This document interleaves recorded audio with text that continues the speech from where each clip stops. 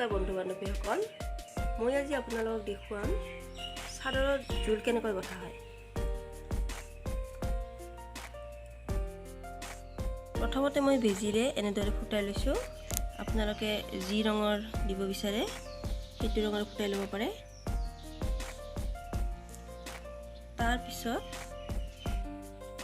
তাৰপিছত আমি এনেদৰে দহি বনাই লৈছোঁ। চাওক, আপোনালোকে যিমান মোটা বনাব খোজে সেই অনুসৰি সূতা ল'ব পাৰে। মই ইয়াত 140 ডালকৈ লৈছোঁ।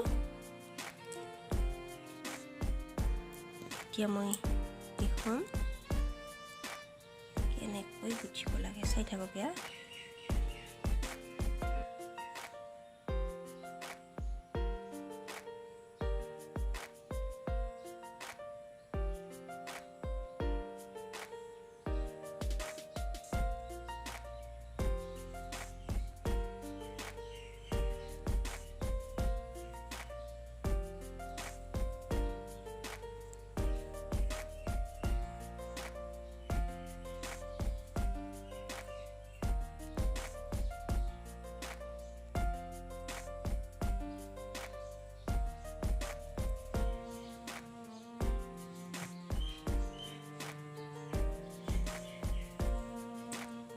আপোনালোকে যিমান দীঘল বনাব খোজে সেই অনুসৰি এইটো কাটি ল'ব পাৰে। মই এইটো বেছি দীঘল নবনাওঁ, সেইবাবে ইয়াতে কাটি দিছোঁ।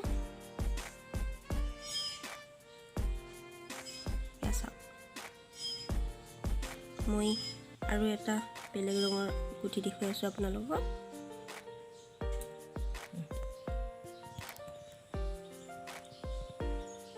এইটো মই কলা ৰঙৰ গুঠিম।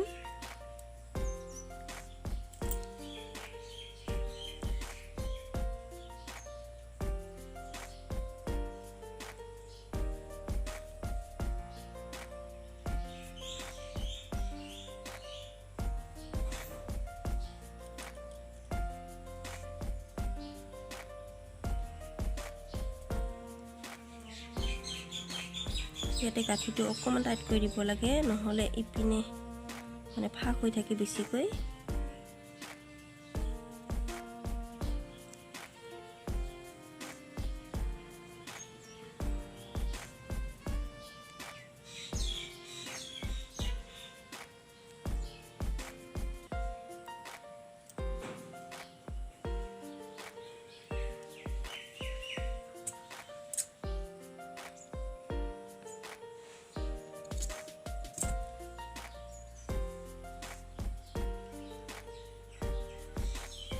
চোৱা হৈ গ'ল। এতিয়া মই এটা ৰঙা ৰঙৰ গুঠি দেখুৱাই আছোঁ। মই এইখনত 4টা কালাৰ লৈছোঁ। আপোনালোকে ইয়াতকৈ বেছি ল'ব পাৰে আৰু কমো ল'ব পাৰে।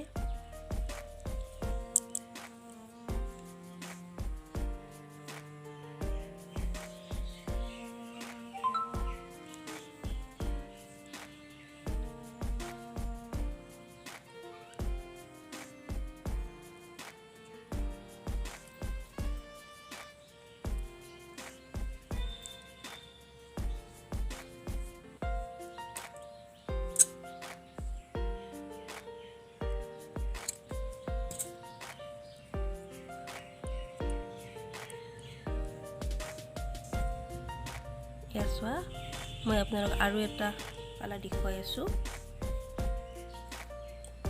এয়া মই বগা ৰং গুঠিবলৈ লৈছোঁ।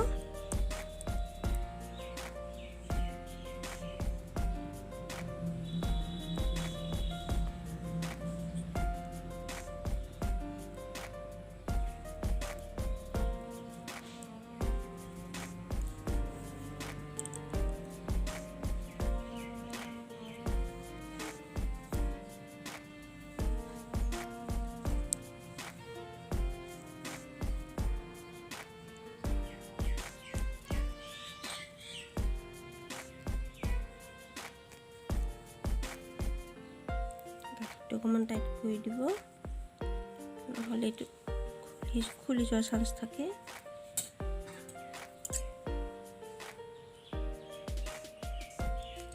এয়া চোৱা, ইমান ধুনীয়াকৈ হৈ গৈছে। আৰু আপোনালোকে ইচ্ছা কৰিলে ইয়াত মণিও লগাব পাৰে। মই ইয়াৰ নেক্সট ভিডিঅ'টোত মণি কেনেকৈ লগাই দেখুৱাম, তাৰ বাবে আপোনালোকে মোৰ চেনেলটো ছাবস্ক্ৰাইব কৰিব। এয়া চোৱা, ইমান ধুনীয়াকৈ আমাৰ জোৰ গুঠা হৈ গৈছে। ইয়াত মই 5টা কালাৰ লৈছোঁ, ৰঙা, হালধীয়া, সেউজীয়া, ক'লা আৰু বগা।